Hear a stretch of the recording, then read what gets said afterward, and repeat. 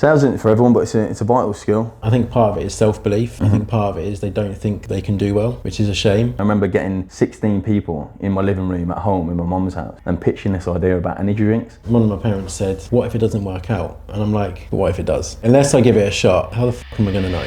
All right, cool. So Keith, welcome to the first ever episode of Not Another Pod. How are you? Yeah, I'm good, thanks. How are you? Yeah, good. It's really weird. It's like we can talk normally, and then as soon as there's a camera on, we freeze up. Yeah, we can see in peripheral vision. So the whole purpose of this is we want to help people in sales, more specifically direct sales. I want to talk about obviously your background, maybe some of the mistakes direct sales has made in the past, how we can fix it. I've said on plenty of videos that I think it's a really good opportunity for the right person, but sometimes I think we're talking to the wrong person. So let's start. What did you do before direct sales? Where do I start? I did the normal jobs. I was working in JD for 5 years. It was one of those jobs that I landed when I was 16. Always thought it was cool to work in JD. And they ended up staying there for 5 years. I worked in Next retail store, so it was all like retail, like all in the sales. That's when I typically started. Started in the Christmas temp, and then I started in the Next sales. And then I was a waiter, so my brother worked at a restaurant, or we had a friend in a restaurant, and I worked there. I hated it, so I worked there for, I think, probably about 3 weeks. Oh, really? Yeah, probably about 3 weeks. And I remember saying to him, I was like, tomorrow's going to be my last day, and he was like, okay. Did not care. So he didn't want me there anyway. And then I worked in a nightclub bar in Wolverhampton.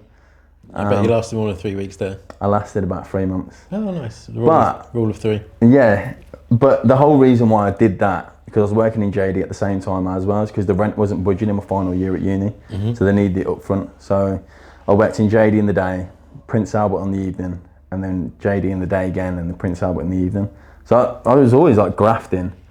I don't think I saved enough money for that anyway. I don't know how I got around that, but yeah, I was grafting throughout that summer. And then I went to uni, studied sports science. Uni was just like, I didn't go to an open day. I didn't join the Facebook group to know who I was living with. I literally showed up on September 7th at the dorms with a suitcase, and I was just ready to go. And then I literally scraped a degree. I know what I mean, scraped it, 50% on the dot. Nice. Yeah, it still said Class 2, Division 2, and I got my degree, and my mum was proud and all that sort of stuff. And then I graduated uni. We went on an interrailing trip with the boys. We went around Europe, and I came back and I was like, what do I do? I ended up back in JD for a couple of weeks. Yeah. And then I found this opportunity. Okay, so when a lot of people come into this industry and they're not specifically, I think more so back in the day, you're not specifically applying for, a management role, which is what we can do. What kind of job were you looking for when you first got into the industry? Do you know what? I don't kind of know what I was looking for. I wasn't really aware of what was out there really. So I remember, I don't think this is right, but it was advertised at a really low salary. I think about 16 grand. Wow. And I was like, that's all right. I was like, that's all right. You'll do that for 3 months? Yeah, I was like, yeah, I'll do that for 3 months. I wanted it to be kind of like an office job, but I was always kind of like entrepreneurial in a sense where there was personal training, there was sports coaching that I tried to go into, took upon a leadership role in every type of job that I was in JD, in the nightclub, anywhere really. And then I think I was looking for recruitment, and then I think it was my mum or my friend was just like, yeah, you should maybe look into sales. So you look at other types of job roles to do around sales. Maybe that's car sales, or maybe that's, I don't know, lead sales consultant or whatever. And this was direct marketing and sales, and I just clicked on, and I wasn't specifically looking for this at all, but I liked it. I was walking through Birmingham city centre in a suit, walked down the stairs, the office was there, so I was like, location's pretty cool. Sat down with Matt Wassell. I sat down with a guy called Tom Gilday, and he swerved my questions around commission and all that sort of stuff. Because I applied to a previous marketing role, which was door-to-door commission, and I said no. Yeah. I applied to this, And he said, what's the company name? And I said it, and he's like, oh yeah, I've heard some bad things about that. We're not like that. I was like, oh, okay. So I come back the next day, and then a guy took me out, and I thought, I didn't really know what to think of it. We was on a bus, he seemed really cool, like seemed to get along with him, seemed confident, dressed smart, and he took me to an event and they was doing charity sign-up sales. So. Okay, and what was your perspective when you started, and how has it changed over time? Because the reason I asked that is because when I was 23 and I started in this industry, I was a very naive person. Mm-hmm. I remember travelling for 3 hours for my first interview, 3 hours for my second interview, and I remember we were all sat in the lobby waiting to be interviewed, and everyone was saying, "Yeah, I think it's door-to-door sales. I think it's commission," and I'm like, "Nah, it can't be. It can't be. I haven't travelled 3 hours to watch someone knock on a door." Yeah. And obviously it was, and I think the mistake this industry's made in the past is it lacks a lot of transparency, mm-hmm. and that's why we're trying to make the changes now. But yeah, I suppose what was your perspective when you first started, and then how has it changed over time? If I'm boiling down to like the finite details, obviously Birmingham's a major city, massive train station, it was like an airport. Yeah. I'm walking through, down the steps and the offices there. I was like, location's great, so I need to be making money to be in this location. The lobby area was pretty big, and I think the small details really matter, because Grant Cardone was on the TV, I was a recruiters were dressed up, looked good, welcomed me, sat me down, and all the way through the back I could hear music like playing. I was like, this is really different. Everyone was pretty much my age, dressed up, suited and booted. It was kind of like hustle and bustle, and I quite liked that. There's a lot of people that won't, they're like maybe a bit more professional, but I did. And I loved it when I first started though, because I think you're either that type of person or you're not. It's obviously quite Americanized, like shouting and all these sorts of chants. Yeah. But I remember seeing one of the guys that went to my school, and he was a bit younger than me, and he was confident as hell, and they used to high five back in the day when you used to walk through. But I think the environment was obviously a really pulling factor. But Wassell's office was booming at the time as well. There was like 73 heads. There was a lot going on. Yeah. I was like, these can't all be wrong, and they can't all be paid actors. So I was just curious. I was like, something's going on here. Mm. I'm not massively spiritual, but there's a reason why I'm here. Yeah. So I've got to figure out what it is. I wasn't thinking about promotion and stuff, but I liked the idea that I potentially could. But I thought I was in the right place, and something drawn me to there, and I was happy to be there. And how do you think the industry's changed over time, and do you think it's changed for the better? Yeah, definitely changed for the better. Saturdays was a non-negotiable. Yeah. And I know there's some owners, but I mean, you don't necessarily have to do the weekends. The hours are better. Base wage now, where it was full commission back then. Mm-hmm. I mean, my last knock was 9:15 on door to door. Yeah. And yeah. End of winter as well. So it doesn't really happen now. So the hours are better, the pay is better, the monetary per sale is better. Yeah. I think the owners have got better as well. In what sense do you think they've got better? I think it's a community, isn't it? It's a community. You got to think like we all grew up in the field together. Not me and you, but I'm older than you. But we grew up in the field together. So like singles coming to Birmingham, or me and Leo. I remember Leo is 2 weeks before me. He started, and 2 weeks later he was doing his leadership speech. So me and him went through the program together. I remember being in the field with Vass, and just seeing everyone go to fruition and running their own deals and stuff. It's quite a big community, but small community in a sense. So those all getting promoted and sharing their stories and seeing them mature, and some people doing well, and what we've created, everyone's like, they do look out for each other. The atmosphere is like good. It's a positive environment. I think people coming through those deals as well, and trusting in the owner and opening up their own as well, because everyone's promoted outside deals. It's just good to see. It's a stem off from what we actually saw, so we know we've done things right. Obviously, it's down to the owner. It's quite completely different business now, because we own our own bank accounts and all that sort of stuff, whereas before we didn't. So it depends what the owner does, and it's a bit on them whether they spend it all or not, or whether they make the right decisions or not. But I just think that the environments and what we created, Birmingham or Manchester or London or Nottingham, you know, there's a good community of owners there that pull in the right direction. No, 100%. Yeah, you know, it's a big group and everyone's got the same goal, right? Everyone wants to grow, from the person that's starting out to the person that's running the business. Okay, and then when you first started, you'd done retail before, but it's not really sales, right? So you'd never done sales before. Did you pick things up quickly, or were you a bit of a slow burner? Yeah. You pick things up quickly? Yeah, and like, you hear them stories as well, where it's like, be relatable and, you know, to people that don't pick things up, and it's always a cool story, it depends who you're talking to, but the truth was, like, I picked things up quite quickly. Mm-hmm. And I think there was no reason for me to disagree with the person who was hitting the sales anyway. So I just literally copy and pasted him. Yeah. I was on the event with him. He was hitting up the sales anyway. So even the small hot spots that he used, I just copied. I was like, oh, he's doing it, so I'll do it. And I got promoted within 2 weeks.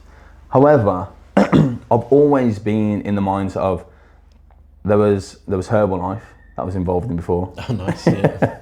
I was really easily influenced. I was always like involved in sport, whether that's captain of the sport or football or boxing or whatever it is, always involved through a leadership level. But there was a company called Vima, which was energy drinks. And I really bought into that at the age of 17. And I remember getting 16 people in my living room at home in my mum's house and pitching this idea about energy drinks. It was just network marketing, where they buy the product, they buy into you and you get a small percentage. Yeah. So I was involved in sales without me really knowing. I just did it because I thought, oh, there's a big dream going on. So this had the same feeling where I could be involved in something, and I wasn't scared to do it. If someone else is doing it next to me, I just really bought into that. So I just copy and pasted them. And I was really inquisitive. I was asking the questions. I lost my attitude. Bass was my first network. And yeah, I just applied that information. I thought it was really simple. Not easy, but really simple to copy and paste and figure out a law of average. Yeah, I was the same. So common question, and you'll get asked these questions as well, is, you know, what did you struggle with? And my answer is always, I struggled with everything, but I just didn't struggle for long. Yeah. Right. So, you know, I remember my first day, I started on door-to-door sales, and I remember the first person that opened the door to me, my mouth opened and just no words came out. Yeah. I was so nervous.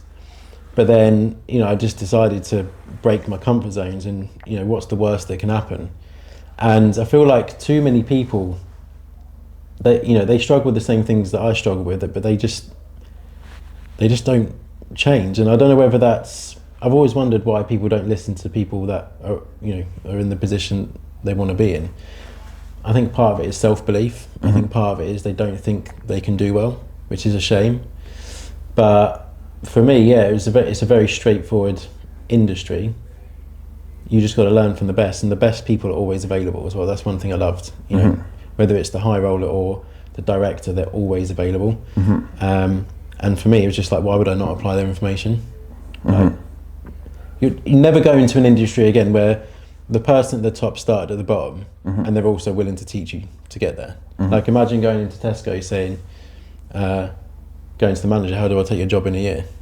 What do you think they would say? Yeah, they'd say no. You can swear on the podcast if you want. Yeah, they'd say no. Yeah, it's just stay in your lane. People fall at the first hurdle though. I mean, sales isn't for everyone, but it's a vital skill. They have to learn it, and I get joy out of people coming in and not knowing a script within 3 days, to then 3 weeks later, like high road, and you're giving them the recognition. I don't want to say it, but a lot of people are entitled. They say that this is what I should be getting, and I should get this, and I should get that. A lot of people say I'm hard working and I'm looking for a challenge, and this is hard work, and it is pretty much a challenge, but they fall at the first hurdle, so it doesn't marry up. Whereas I actually was looking for an opportunity without me saying I want an opportunity. I was just looking for a job to get by, but in reality I was really looking to get ahead, and the industry sparked that. So it's for the right people, but we're just constantly, sometimes, obviously there's buying signs, non-buying signs, but we'll buy into what people say. Like, okay, perfect, this guy seems really, really cool, I've got a good feeling, and then you're really, like, not disappointed, but you're just a bit underwhelmed. They're like, oh, they didn't really want a challenge, they're not really willing to put the effort in, or they're not applying the information. Because we've got some really cool guys, and there's no difference between someone earning £1,000 on an event that week with the exact same pitch, the exact same tablet, the exact same training, and they're right next to the high roller. So what's the difference in someone making £1,000 in a week and someone making 400? Yeah, I mean, just to rewind a little bit, you just got to be very careful of who you listen to, depending on what you want, right? So, a great example is my parents just, and rightly so, just didn't really support me doing this. Like, it was 100% commission. I was moving from Essex to Birmingham, kind of fingers crossed it was going to work out for me. But I've always had the mindset of, because I think one of my parents said, "What if it doesn't work out?" And I'm like, "But what if it does?" Yeah. Like, unless I give it a shot, how the fuck am I going to know? And for me, the cost of it not working out just wasn't that bad. I was on a 20 grand a year job at the time, so I was like, okay, if I start this and it doesn't go well, what are the chances of me being able to find another 20 grand a year job? Probably quite high. And at the same time, I wasn't happy with where I was at, so I had nothing to lose.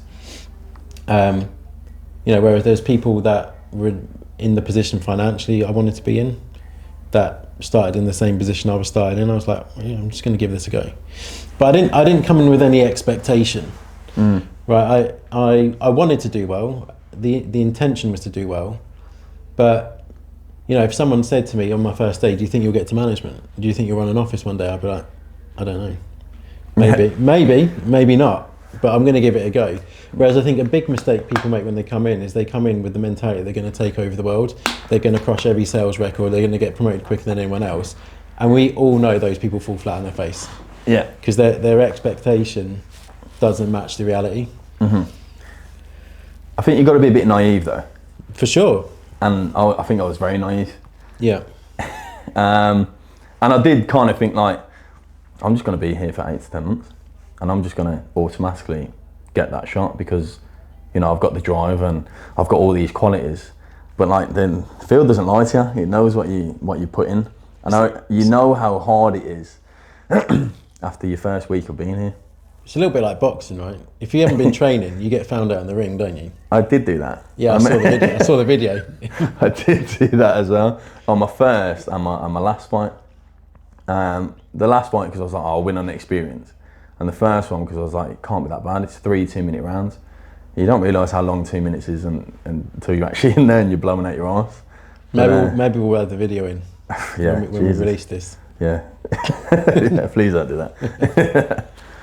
Okay, and then you mentioned, it's a great industry for the right person. I couldn't agree more. And I think part of the problem we've had in the past, because anyone watching, direct sales does sometimes come with a bit of a bad reputation.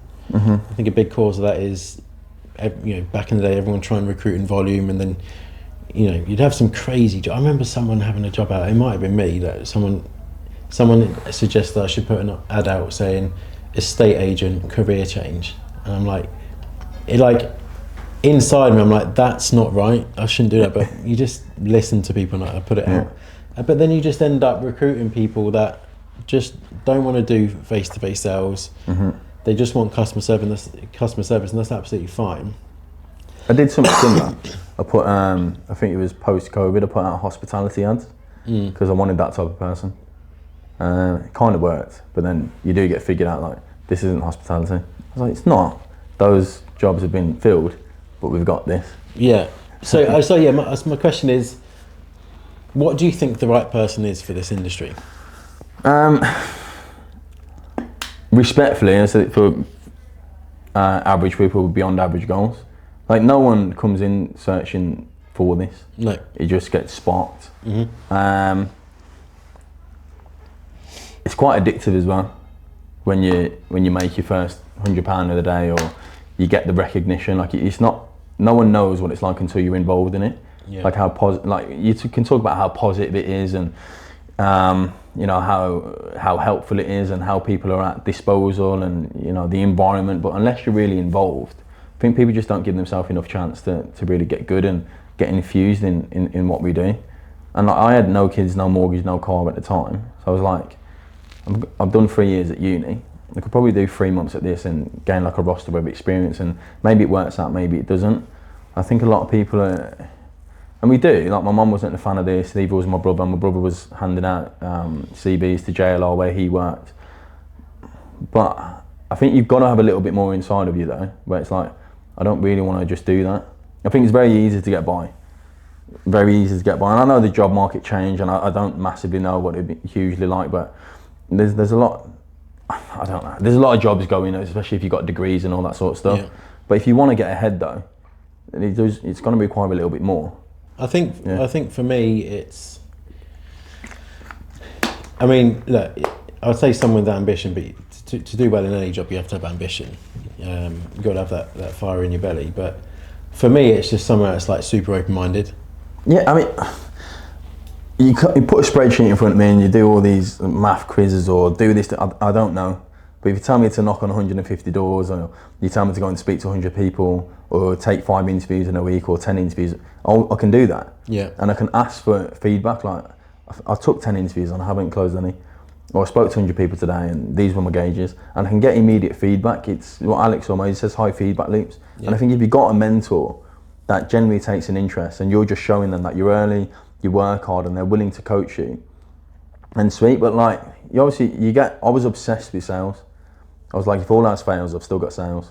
And when I was training someone, I thought that they were taking sales away from me, and if I had a knob on door to door, I had to go back a bit earlier because the retention purposes. I was just like, I just want to make some money, because like the commission wasn't amazing back then. It was terrible. How many years ago are we talking? I started in 2016. 2016, so what, eight years ago? Yeah. It's changed so much, hasn't it, in 8 years? Well, yeah, a hell of a lot. Unbelievable. Yeah, a hell of a lot. Yeah, hugely, man. Knocking on doors, like 18 quid for a sign up. And we're talking like last knock at 9:15. Yeah. I lost my train of thought, what the whole question was. Yeah, who's the right person for this industry? Yeah, anyone who wants a little bit more. And yeah, you say like ambition, and we say like you've got to be a bit naive to do something, but I don't think there's a hell of a lot massively to lose with it. You don't have to get to management. Yeah. Like I'd say I liked the idea of management, but I wasn't like, the goal was too far away to start off with. Mm-hmm. And like I joined the business in debt anyway. So I was like, I need to make money. And the whole idea of me starting a job on commission from Wolverhampton to Birmingham probably wasn't the best idea. My mum was at home by herself. Yeah. So I was like, this probably isn't the best idea, but I just felt like I could do it. And I think that's the competitive nature of sport. I was like, if other people can do it, then so can I. But I definitely enjoyed the environment. I think the environment's got to be a good place. Yeah, the environment will always be good. Mm-hmm. And for me, anyone that doesn't like, I wouldn't call it, I suppose it is loud compared to like a corporate environment. But we don't really know anything else now. No, but, I didn't like it at first. Do you know what I mean? I remember my first day, I went in, didn't know what to expect. Mm-hmm. And then I was being taught like the sales pitch, and it was really fucking loud. And I'm quite an introverted person. Mm-hmm. And I remember people coming up to me. I thought they'd like handshake me, and they were high-fiving me. And I'm like, honestly, about this. I said to the guy that was training me, Matt, I was like, this is fucking weird. Yeah. Like, I just came from a lab. Yeah. No one talks to anyone in the lab. And then the second day, I remember like making an excuse, and I just hid in the toilet. And then the third day I tried to do it, and then I wasn't allowed. I got caught. So it was like really out of my comfort zone. Mm-hmm. But then I started loving it. Mm-hmm. Once you start getting to know people, you build relationships with people, like you start to love it. But it is an odd concept though, high-fiving someone. I don't think we do that now though, do we? It's still there. Is it there? Is it? It's still there. I don't run an office now, so it's still there. Is it? Yeah. You don't run around high rollers, high-fiving people and stuff, but people like say they don't like the recognition, but they love it. They love the recognition. But you don't need to high-five someone for recognition. Yeah, I don't know. I think some people still do. I thought because of COVID we stopped doing it. Nah, that quickly been and just gone. Came back, did it? Yeah, it came back very quickly. Yeah, but at the end of the day, like people that complain about the environment, like what do you want? A negative environment? Mm. You want a low energy environment? It's like, yeah. So for me, like the right person for this industry is someone that's super open minded, They don't mind getting their hands dirty.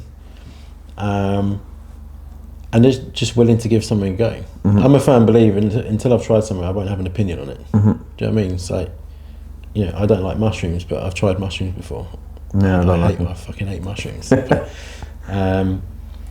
okay, and then what struggles to going through like the field, so to speak? What do you think you struggled with the most? We're going through the field. Yeah. There was a lot, man. Like a hell of a lot. There was. Okay, but do you think it was you struggled with the skill or the mentality? Both. Okay. Yeah, both. Initially, because there's certain levels, isn't there? So initially, the skill. I was always willing though. Yeah. I was always willing. I was always willing with the skill, and like what I learned, I'm not going to struggle learning the pitch past day 3. Yeah. So like I knew that the struggle was really temporary, because I saw other people do it as well. I think that's really important. It's not like they're saying people get promoted to management, and I didn't see it. Like I saw people getting promoted to management. I think I saw 4 within like first in that Birmingham building. I think I saw 4. So like it wasn't like I didn't see people doing the skill, but I just struggled with it and had a bad attitude to start off with. So just to interject, I remember the first promotion I ever saw, and it was in Birmingham, and the girl that got promoted, I can't remember her name, but she was Chinese, but like, I mean, she couldn't speak English. Yeah. And I'm sat there listening to her speech, and I'm like, how has she done that? Mm-hmm. And I'm like, if she can do it, for sure I can do it. Yeah. Because I at least speak the language. Yeah. So, I think what you're saying there, like seeing things happen, yeah, is so important. It creates belief for you, because whether you will openly admit it or not, when you look at people like doing their promotion speech and getting promoted, mm-hmm. you're looking at things that you're better than them at. Yeah. It might be like a crease in their shirt. It's like, fuck it, if he's got a crease in his shirt, or she's got a crease in her shirt, I can do it. So I think seeing is believing. Mm-hmm. Not just someone's story, but also like everyone's got flaws, everyone's got weaknesses. So it's like it gives you confidence that if they can do it, I can do it as well. It's the same thing like the second phase, like leadership promotions, like seeing those get praised, and that obviously you have to qualify money wise to get promoted to leadership, and seeing the recognition of them, I was like, man, I could do that. And you do look at other people like, I could definitely do that. And then you speak to them like, what did you do? And they give you this answer, and they're more than willing, because they've just got promoted, to give you the answers. Robs their ego, right? Yeah, they love the attention, and I'm like, I could definitely do that. And us getting promoted within the first 2 to 6 weeks, a lot of people don't respectfully get promoted in their roles. So they might get one every 3, 4, 5 years, and ours was like in the first 5 weeks. Yeah. So I was like, I could definitely do that. That's a sprint, that's something to shoot for. But as soon as you do that, then you've got the belief that, 1, I can make money, 2, I can hit a second phase, and 3, I kind of like the recognition. But so I struggled with the skill part, but mentality was, you lose your way a little bit sometimes in the field. So like a bad week, when we transitioned over to door-to-door, it took me a while to get good at door-to-door. But it took me about three months. And one day I got it, one day I didn't. When you say got it, do you mean like you could do the sales but it just wasn't consistent? Yeah, it just wasn't consistent. So I mean, one day I got it, one day I didn't. I remember, I think it was in Leicester, because we went to visit one of the offices there that was really banging it on doors. It was like, right, cool. And I heard the amount of money that them guys were making. I was like, okay, cool, I'm in the right place here. And then, I don't know whether it's right, but his name was Damien. And I was like, so I'm sure we can count on your support as well, yeah? And he was like, yeah. I was like, oh. I was like, cool. And I signed up, and I was like, that was fucking easy. Obviously, the confidence was there. I went across the road, signed up with someone else. I was like, I banged it today. I did 4. And I think it was like 130 quid or something. I did 4. I was like, yeah, wicked, I've got this. The next day, I rolled a 0. I was like, fuck. I just don't get it. And I think the next day, 1, and then 0, and then 3. And I was like, it's so up and down. And it really like frustrated me, but it consumed me. I wasn't taking interviews because I wasn't consistent. If I did, I'd be nervous. I wasn't taking retrains because if I did, I'd be nervous as well. So it's like, I've got to get the sales, and it just consumed me, and I was like obsessed with getting it. But anyway, I got that, and then it was taking out interviews, and I got that. Cutting a long story short, obviously you training someone, them getting to a certain phase and them quitting, it's like it baffled your brain, as in like, why? So it's constantly like 10 steps forwards or 1 step forwards and 10 steps back kind of thing. So that wrapped my brain a little bit. But you open up your network, you speak to people, and they can relate to you. That was the best thing. I was like, this happened to me, and I'm thinking, everything's against me. They're like, yeah, that happened to me as well. I'm like, fuck. And sometimes worse. Yeah. I'm like, I feel a bit better now. And I was like, what's your actions that you take to, not feel this way, or how do you tackle this? And, they give you some advice, and you either apply it or you don't. And sometimes you apply it and it doesn't even work. You're like, fuck. But then you ask someone else and you try there. But the answers are out there. Eventually, I got to a stage where I thought I was going to get promoted, and then the whole team quit. I was like, this is fucking bullshit. Yeah. I was like, I'd literally worked my arse off on door to door for 12 months to build like a near enough qualifying team, and 2 had to go because of fucking fraud. The other one went because he had a disagreement with the owner, and then Jones effect, the others went as well. I was left with 1 guy, and I wasn't a massive fan of him anyway. Yeah. So I ended up quitting this industry anyway. Yeah, I remember that. Yeah. So I ended up quitting. How long did you quit for? Probably about 3 minutes. No, about 3. I think it was a week or 3 days. I think it was a week though. Really interesting story though. So I quit this, and I had it all in my head. The culture of that office was a little bit, I don't know, but it was my fault anyway. Still to this day, not entirely, but I'll take the responsibility as it was mine. And I thought it'd be a big deal. I thought, what, as in like, oh my god, Keith Mitchell's left. No, you're gonna get headhunted from other companies. Yeah, and I thought it'd be a bigger deal to try and keep me. Do you know what I mean? And it just wasn't. And I thought, I'm going to go to his fucking office. I'm going to tell him this, and I'm just going to be like, I'm out. And he was already at the Greg's. So I was walking down from the tram stop, and he was already there. And I was like, come here. And he's like, what? And I was like, I just don't think this is for me anymore. Or I said, I don't think you're the guy to take me to where I want to be, or something along those lines. Something like that. Something like that. And he was just like, why? And I was like, this. And he was like, all right. I was like, and then walked away. I was like, oh, fuck. So then I walked back to the tram, got back. I was like, day off, sweet. I think I made the right decision. Had a lie-in the next day. His door-to-door was like, you're knackered. The end of the week, especially on the Saturday as well. I remember we went out on a Friday.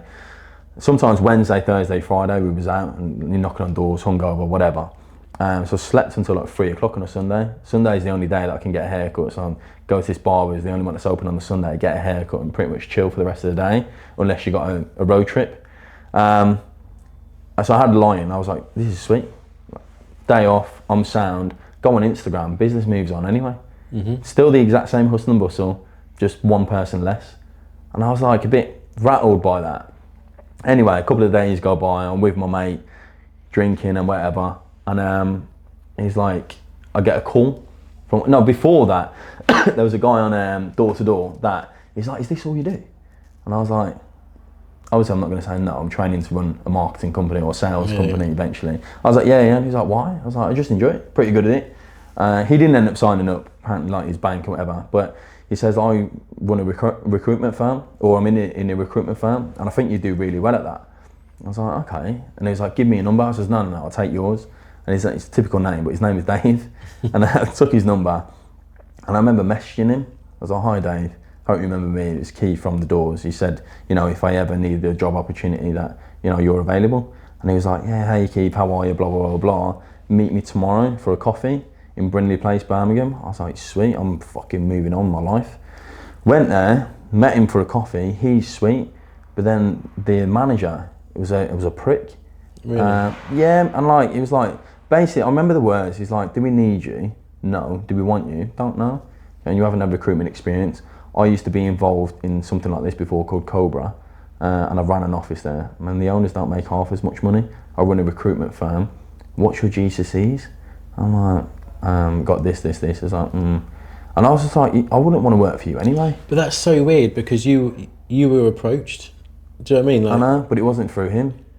So he's took time out of his day to go and meet me. And I don't know, it was just meant to be, but he was a bit of a prick, and I wouldn't want to work for you anyway. And that night, I was with my pal, and we was obviously drinks, and he was like, this is all you're fucking talking about. And Wassell called me, and I denied the call. He's like, mate, you literally been talking about this all night. Call him back. And he had a big influence on me. It's a different story, but a massive influence on me in my life. I called him back, And he was like, what's up, mate, blah, blah, blah. Really like, you know what Wass was like, really he builds me and, you know, is there anything that we could have done better? You know, he's a young owner, blah, blah, blah. And I just let it rip. And he just listened to me peppering the phone.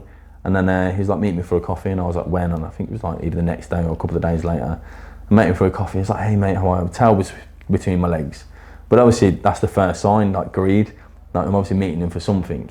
And it's not for closure. It's obviously for something, to see what he's got to say or whatever. And he's like, I think you turned into a victim.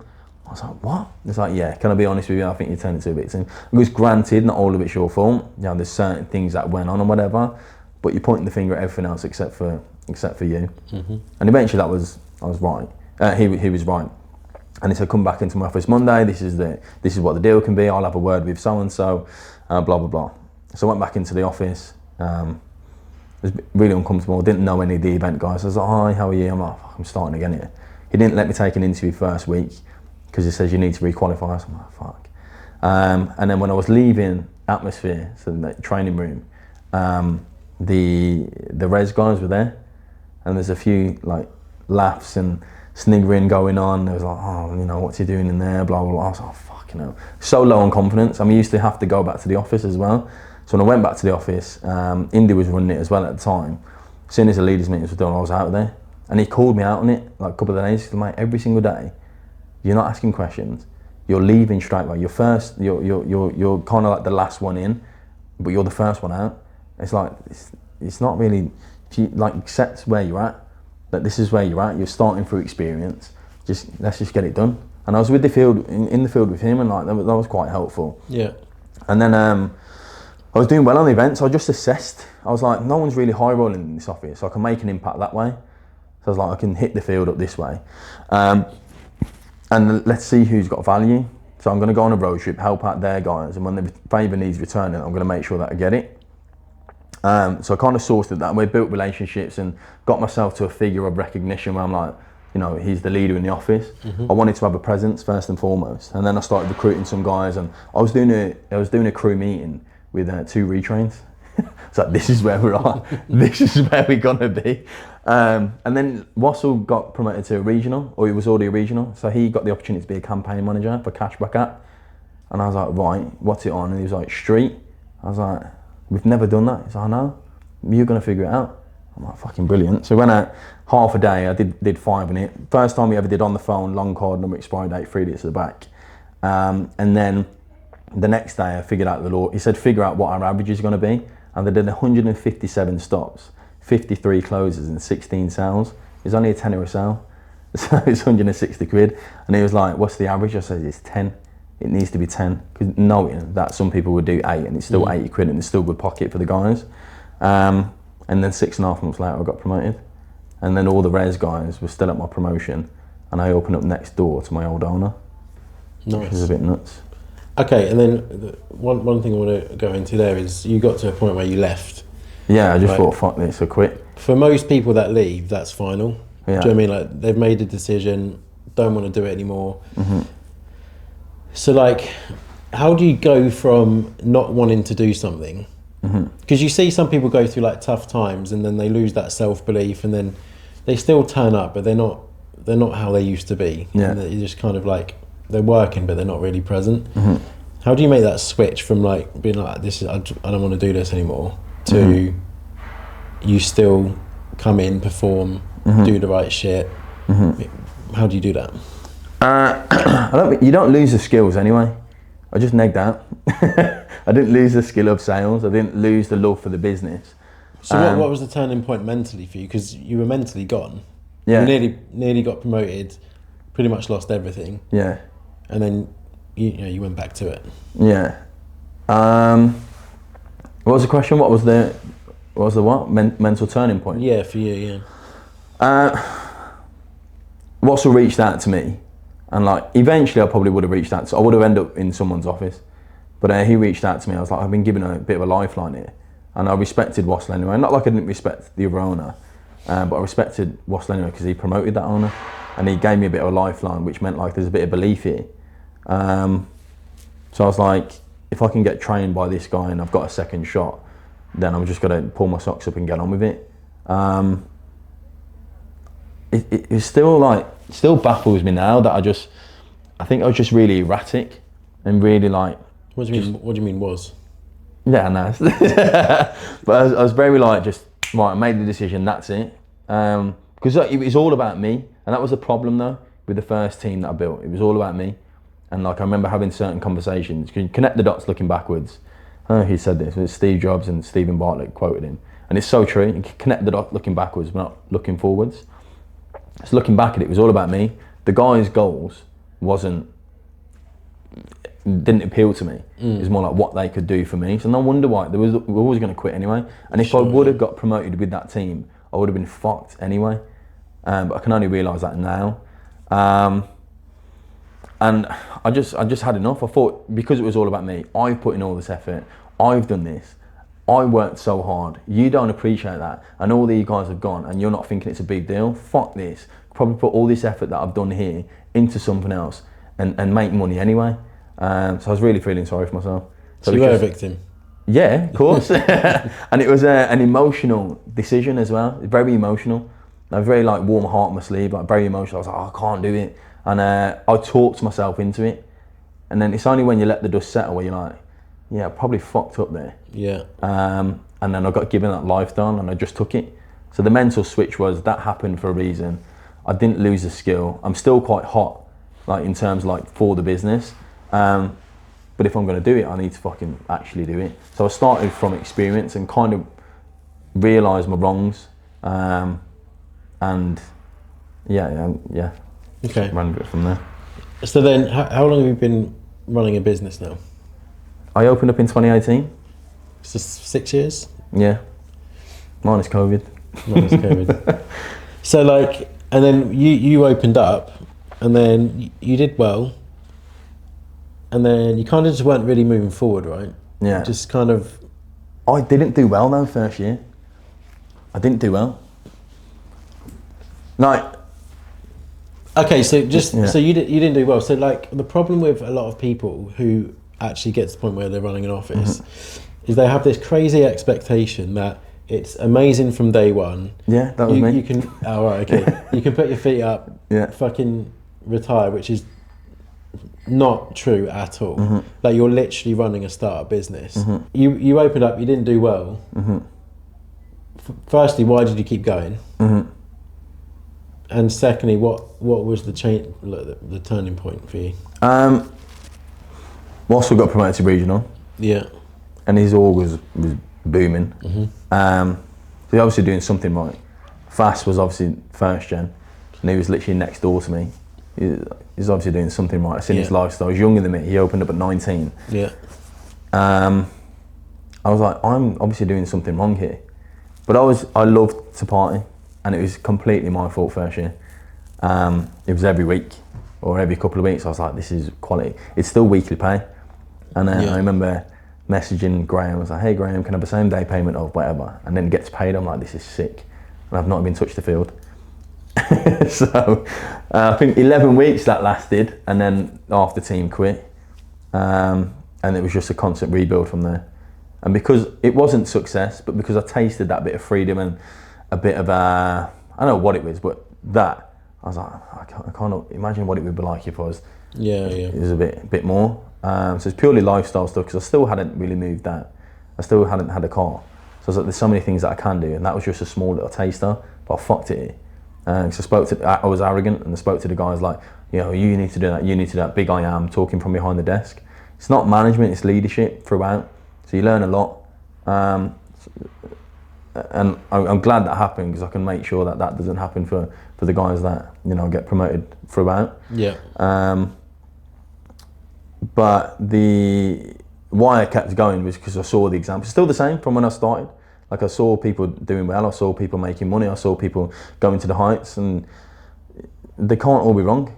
There's a reason why people like carry on doing it.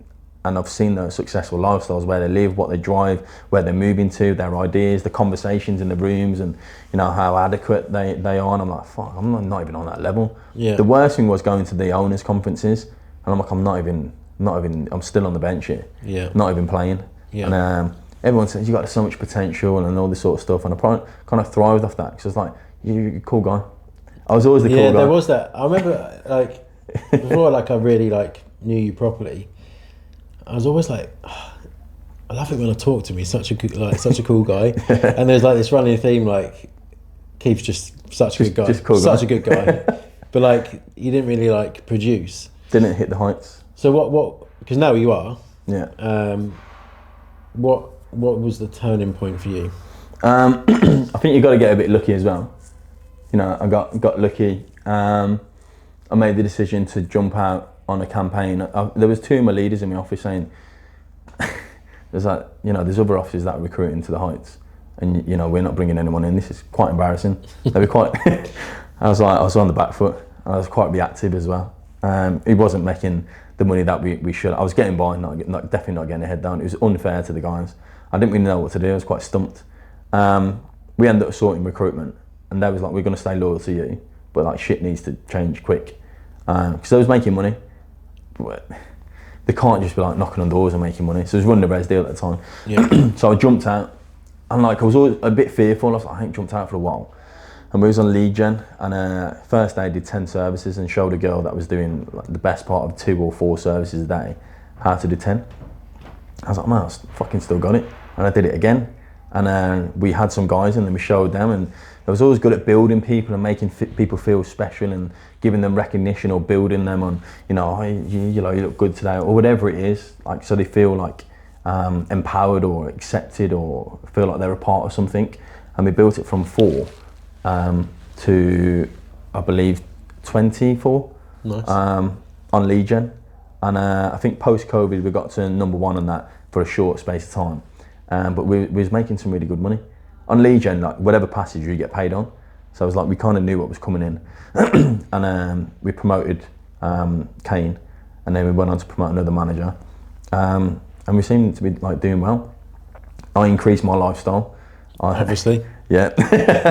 So I was like, right, cool, and you know it was good. The guys come around and a housewarming, and you know saw the apartment, Birmingham City Centre, by the mailbox, and got the car that I wanted, the AMG, and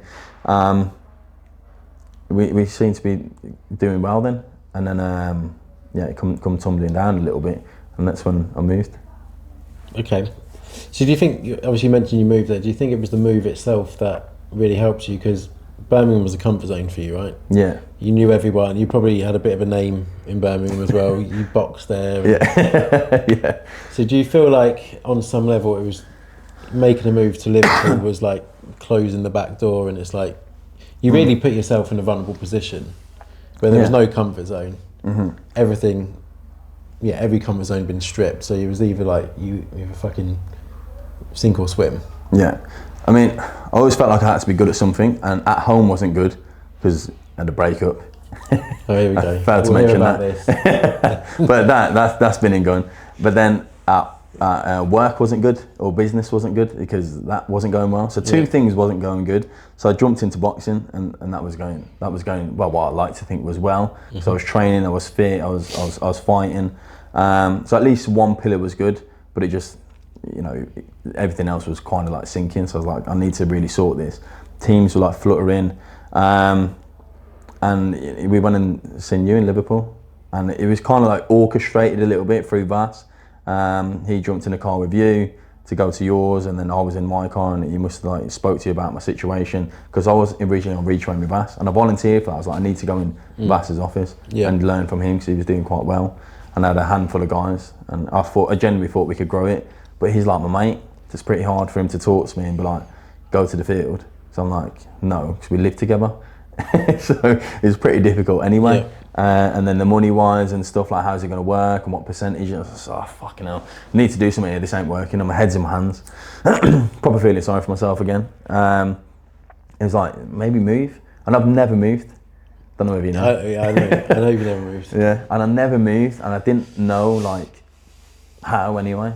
And I was like, oh yeah, but the deposit and this, and then, you know, who would come with me, and it was really negative about it. And you killed every negative. I presented it to the guys. And they were all on board, weren't they? Like, yeah. You literally created those negatives in your head. Yeah, I know, and they was all on board. There was 5 of them, and 5 guys in the office, and there's 3 of them that were on board. And I was like, oh, listen, it's more than half the office, including me though. And I remember we was there 2 weeks later. And I was like, right, cool. We're in the thick of it now. There's no going back now. No, it was really, really helpful though. And then I think the first week or second week we went on road trip, and it was me and four other guys. We started to retrain. He was there for half the week, and we did 93 sign-ups, 93 sales, just the four of us. And I was like, right, cool. And like I finished on a decent number. I think it was, I don't know, 26 or 28 or something. Yeah. And I was still recruiting as well. And I was like, this ain't that bad. So everything was created in here. Yeah. I was like, oh, I've been running a deal now for 3-4 years, going back in the field full time, moving city. I've committed then, and I've got these guys, and I've got loads of things happen. But yeah, like we did all right until all the client changes. Oh yeah, we won't go into it. That was a tough time. Yeah, but even that we come out of. Yeah, so for sure. Every time when my back's against the wall, it's again, connect the dots looking backwards, not moving forwards. But looking back at it now, I'm like, there's not a hell of a lot I can't handle. There's not a hell of a lot. Like, if I'm speaking about myself, there's not a hell of a lot that I can't handle. It fills me with confidence. And when I say the stories, obviously I'm pretty numb to it or desensitized. But to a lot of people, it's like, oh, no way. Yeah. So yeah, it helps out a lot more other people than just myself. I just think people, and we've all done it, just dwell on problems too much. Yeah. It's like, and I've been like that as well, victim, whatever. But I've always asked myself, when I'm ever in like a challenging spot, the first question I ask myself is, okay, am I just going to give up? And the answer is always no. So I'm like, I remember you saying that to me. Oh, just fucking get on with it then. Do you know what I mean? I was negging out to you in Liverpool. He's like, Keith, you're going to quit? I was like, no. He's like, just get on with it then. Yeah, just get on with it. Yeah. Stop feeling sorry for yourself and just move forward. Because dwelling on a problem doesn't fucking solve anything. We're addicted to that though. It's easier to think negative than positive. Yeah, because I think, like we all want, I think people want justification for like thinking a certain way or just an excuse for doing shit. Mm-hmm. And unfortunately they don't. I heard a quote, I think it was Grant Cardone, he was like, only things that are rare in life hold value, and everyone has excuses. Yeah. Right, it's so true. Like everyone has excuses. So the people that don't have excuses and they just execute, those are the rare people, and they just get on with it. But you can, there's that phrase, isn't there? Like fail forward. Yeah. As long as you're going forward and you're learning from mistakes, like it's cool. Okay, cool. So, how long have you been in the industry? Since 2016. The latter part of 2016. Yeah. So it's fair to say like the last couple of years is like really like things have excelled forward quite quickly. So what would you say this industry's done for you? I didn't answer that last one. You said, do you think the move helped you? But like, of course, like massively. But what it's done for me is, I don't sound too cringy, but it changed my whole life in regards to like how I grew up in this industry. Yeah. Do you know what I mean? Like it's, obviously you have your school and you have your uni and whichever, and that's the first part of the 20s done. Then the second part of the 20s is like either, who was saying it the other day, it's like work up or live up your 20s and then your 30s will be different. Like I'm literally 30 now. And like that was definitely the 20s, and I'm looking at, fuck, what did I do in my 20s? I definitely enjoyed it. Yeah. But I grew up in the industry. It taught me like life lessons that you don't even, like credit score or like tax or just the basic stuff, and someone actually like taking an interest in your life, not just business, in your life. And even like the small things when you get taken out for dinner with the team, and they pay for it. It's like all the small things, and that happens like all the time, and we get desensitized to that. But I remember at the time I was like, fucking he's such a cool guy. So like the small things where I thought attitude was just something that you turn on in the business, and then I spent time with Wassel outside of it, and I remember someone spilling something on him or something like that, and I just noticed like attitude it's like attitude's a lifestyle, Keith. It's not just in the business where we turn on and be positive, poly, happy smiles all the time. It's lifestyle. Yeah. So it changed my perception on the small thing. I can't pinpoint. There's like, do you think, obviously you've done well since you moved to Liverpool with Stuart. What's the things that you've learned? I was like, I don't know, man. I just know that being around him and certain conversations and how he's reacted to this, and he's available, and I've asked him certain scenarios. What would you do in this one? Would you react like this, or would you do it this way? And he gave me the answers, and compounded over time. It's molded me into a certain frame that I am now. Obviously it's helped me financially. I can help my mum more than ever now. I don't want to speak too freely on that, but you know, my mum's obviously really grateful for me to help her out. I'm booking her the Philippines next year. She hasn't been for years, so I'm booking that for us. That's all those proud moments. Whatever she needs, like I'm there for. It's helped me go away 7 times this year. It's helped me upgrade my lifestyle. Too many times, Willow. Yeah, Too many times. I remember that phone call, and he was like, "Where the fuck are you?" I was like, "I'm in Turkey, mate." It's because I came back for a week from Athens. We went to Athens. I come back for a week, and then the week after I was in Turkey. He's like, "Where the fuck are you? You think you made it?" A lot of things that we just take for granted. I remember having my first 10 grand in the bank, and I was like, "Fuck!" Like I've made it, because I've never had like that substantial amount of money. Obviously, there's such a long way to go, but it's helped me out massively, lifestyle. But it's helped me out as a person. Like, I grew up in this. I've been around some really good people, and it's a people-based industry, so they've got to do right by people. So I've learned through the best that are up there and how to respond to certain situations and scenarios. And obviously, moving city, I move all the time now. So it's helped me change locations, change environments. And again, not trying to sound corny, but it's allowed me to piece together what could happen in the next 2 to 5 years and where I could be. But you know, since a lot of these changes in the business happened, a lot of people are thinking about other ideas and where the money could go, and wealth management and other ideas, and the conversation is just really different. We don't just talk about just this industry, and we don't just talk about the conversation is very different in regards to business and success and trajectories. Do you know what's crazy as well? I think when you talked about how the industry's taught you like everything, you might agree with me, you might not, but I actually think 90% of the shit we get taught is taught in our first week. Focus on what you can control, what you can't control. Like, that's not just like a field thing, that's a life skill. And everything I've learned, I always think back to the field. In life as well. I know it sounds a bit crazy. Anyone that's not in sales watching this will sound a bit fucking weird, but it's true. It's like the field taught me everything. It taught me how to handle rejection. It taught me the importance of like perseverance, work ethic, so many skills. Okay, and then what advice would you give someone? We'll do this on different levels, right? So firstly, what advice would you give someone that's thinking about getting into sales and like thinking whether it's like the right industry for them? Depends what I think success is whatever you want it to be, and respectfully, not everyone's going to agree with certain people's idea of success, but so what? Like one of my best mates at uni, Walks, his missus wanted to become a firefighter, and that's cool. Yeah, and she obviously it's strenuous in terms of training and the exams and all that sort of stuff. I think she was doing it for 18 months, whilst obviously working elsewhere, but she's doing all these tests and fitness tests and exams, and anyway, she passed it, and she's wearing a firefighter outfit, and like super overjoyed and super happy with it, having photos on Instagram, etc. And she made it. So like, she's successful. Like, if someone wants to become a teacher and they're a teacher, then they're successful. Someone wants to become a professional athlete and they're a professional athlete, they're successful. Someone wants to become an accountant and they're an accountant, they're successful. I didn't know what I wanted to. Yeah. And if you are in that frame of mind, like if you know what you're going to do and you become that, then great, then you're successful in your own mind. I think it was you that said you can't measure happiness.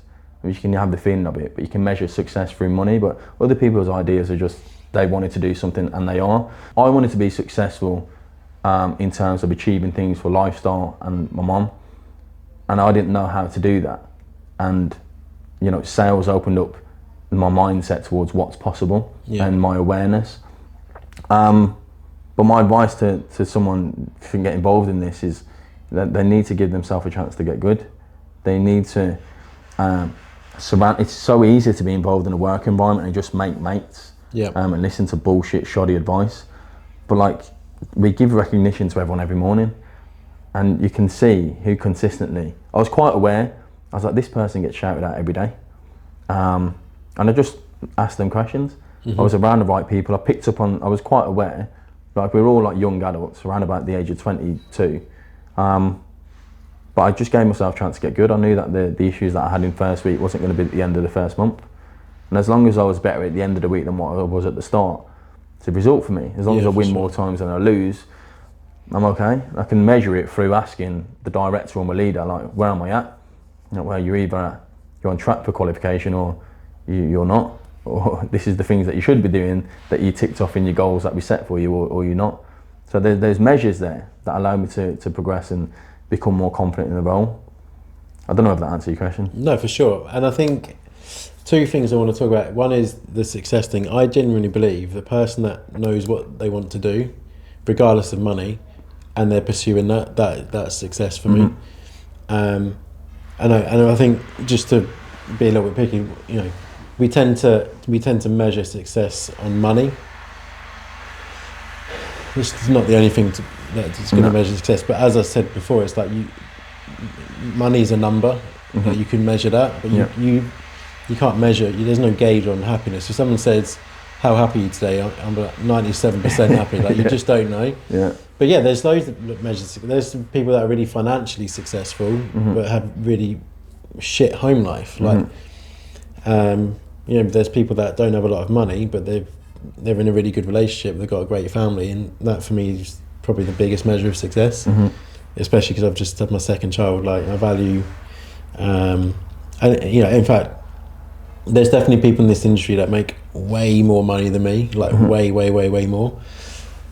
I kind of like where I'm at. You know, I've got a lot of time freedom. I can do what I want. I can, you know, if I want to spend a day at home, I can spend a day at home. There's no one like who's going to have a go at me. You might moan about me, but no one can say anything. And that for me is more valuable than money.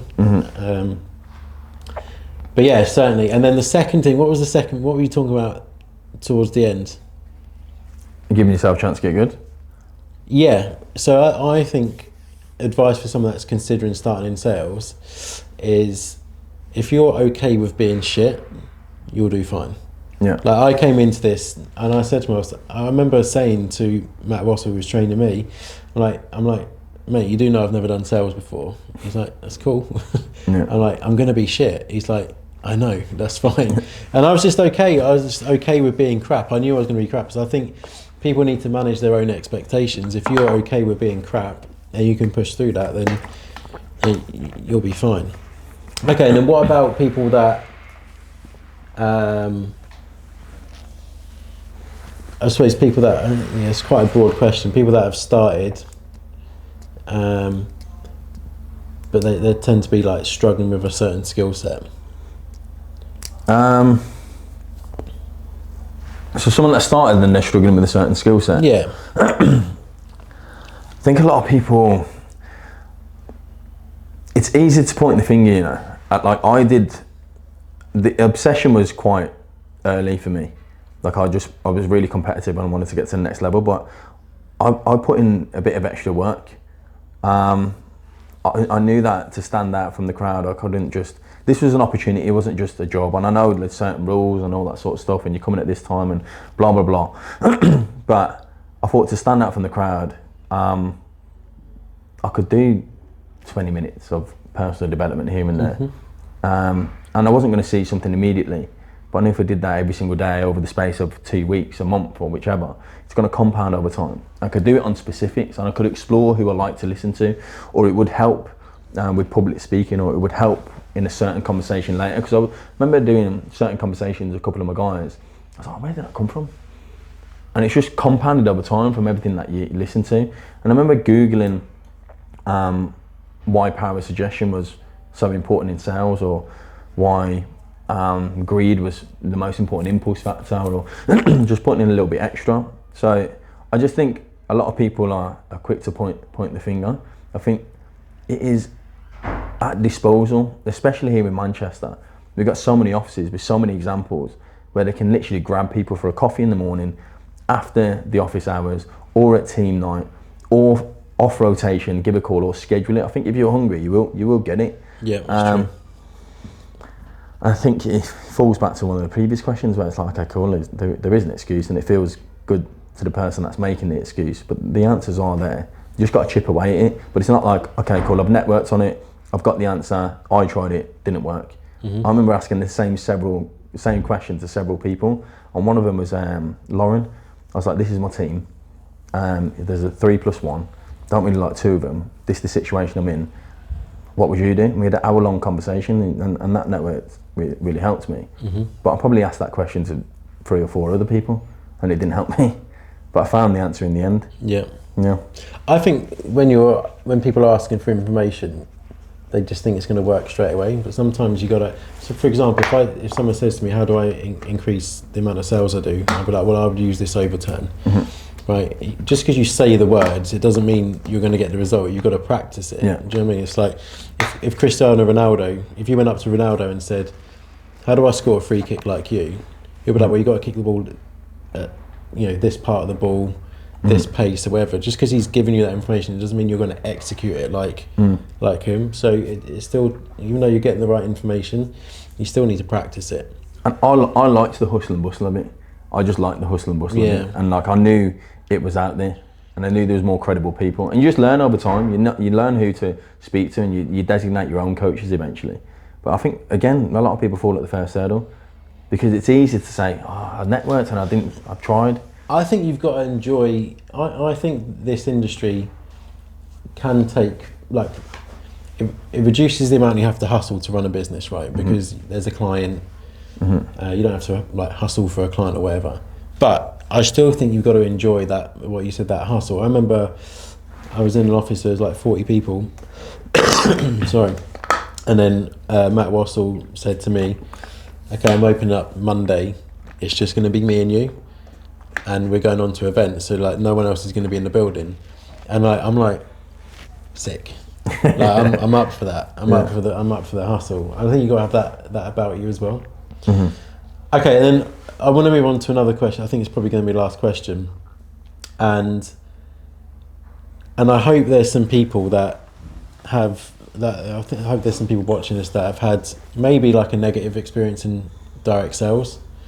Maybe some of them have like hated me in the past as well. I don't know, but what mistakes do you think the industry's made in the past and maybe now? Oversold and under-delivered. But do you think? Okay, so that's a really good point. So over promote and under deliver, but the opportunity is the same, right? So do you think it's a case of there's certain owners or people that run businesses in the industry that over promote and under deliver? Yeah, and I was one of them. Yeah. When I first opened, I wouldn't say I didn't know what I was doing, but I just didn't deliver because of my mindset towards, I'm running a business now. So yeah, was I the best example to a lot of new people with their first experience in the industry? Probably not. So for sure, there's some people that just, they've got a roster of experience. If someone was to come into my office now, like, hands down, I'd do an amazing job with them. But right at the very start, I'm still probably learning how to do some back-end paperwork and all that sort of jazz, for example. But yeah, there's definitely been that stage when we're going through a rough patch, for example, like we've been on a downward trajectory for 3 months, and someone comes into the office and you're probably not feeling up to spirits or the highest amount of confidence. Your first rough downward trajectory, that could be really painful for a new start as well. So their experience could be pretty shit. The second week you throw them on a road trip, and that road trip runs pants because you got a new leader that's running it, and it's a really bad experience. So there's a few instances. It's like reviews, right? So I've never left a massive positive review unless they've really told me to at a restaurant. But I think that's a lot of people, but they're quick to leave a negative review. I think most people have to ask, when you get an Uber, and at the end they're like, 5 star please. Like, you don't have to ask for a negative review, do you? The people go out of their way to do it. That's what I mean. So there's only, I wouldn't say a handful, but there's definitely a handful per office maybe that then equates to like, direct sales is shit. But it's just not. Do you think part of it is, I think I mentioned this at the start, is just that mentality of like just recruiting volume? Now there is still that there, but part of the reason I want to start doing this is hopefully there'll be someone listening to this that's not in our industry who thinks kind of like what they're talking about, and then they want to start in this industry, whether it's through your story that's made an impact or whatever. But do you think in the past we've recruited the wrong people? Yeah, because it was anybody. Don't forget, it was door-to-door sales, commission. And I remember one of the owners, I was like, how come you're recruiting these people? And these were like from anyone to anyone, like total opposite ends. Like there would not be a good mix. And it was like, mate, it's door-to-door sales, commission. Like we'll start anyone, just get them on the doors, knocking it, and you know, in volume they'll do some sales, law of average. And I was like, it's just throwing loads of shit at the wall. And there's a couple of things that. Just to be clear, we're not calling people shit. It's just the mentality. The mentality. And I was like, there's certain things even at that stage I didn't agree with, but you know, you're involved in it now. It's kind of like you've come very, very far, and it's like, okay, cool, you follow suit. Because if that's someone credible doing that, then you know you kind of like follow suit with that. But we've definitely changed a hell of a lot, because it's not like that anymore, because you're quite careful, because you're paying them their wages instead. The hours are a bit more attractive because you know it can stretch a bit further. So the industry's changed for the better in that way, and you are quite careful in terms of culture, who you want to recruit into your office. And you don't need to, the monetary value of the sale, you don't need to just massively recruit. Of course volume's there, more will always equal more, but you want more quality than anything that understand our business. And if you're paying them their wages, quality's going to do better because they'll pick things up quicker, and then that's how you can advance someone's career, because then they can grow. So yeah, I just think it's changed for the better in that way. There's a lot more pros and cons now. What do you think some of the cons are? So for me, like back in the day, it was like proper hardcore. Like if you didn't come in on a Saturday, you were literally opportunity meetings were done on a Saturday. Yeah, you literally called like a prick or whatever. Yeah. And I remember that. I remember my first week, and it's like I was used to like Monday to Friday, 9 to 5, and then all of a sudden like the expectation was Saturday, and fucking shit from my missus and parents saying I was working too many hours. So it was a bit of a shock to the system. But do you think the way, because it is a lot more relaxed now, right? The hours are nowhere near what they used to be. Do you think it develops a weaker person or not? Yes and no. Or do you think the right people will still get it anyway? Yes and no, because it's just, it's hands down, it's more lenient. It's not it still is the hustle and bustle, but it's not like, we tell our stories like it's ancient. It's literally a couple of years ago, it was literally like that. Just before COVID, it was like, just before COVID, yeah. It was literally like that. But I think the right people still get it. There's a lot of people that are doing very, very well. Yeah, true. And to do very well, they need some really good guys in their office. So they get it, and they will stretch if they need to. But you've got to get the buy-in from the guys first. You can't force someone to do something that they don't want to do. But eventually, they love our culture. They either go to one team night and be like, this is really cool. They go to one office trip and be like, these are really cool, there's people like me. Or they go on one business trip and they make X amount and they're like, oh, this is really cool. But if you just force it down the neck first week, I think that's where the cons was before.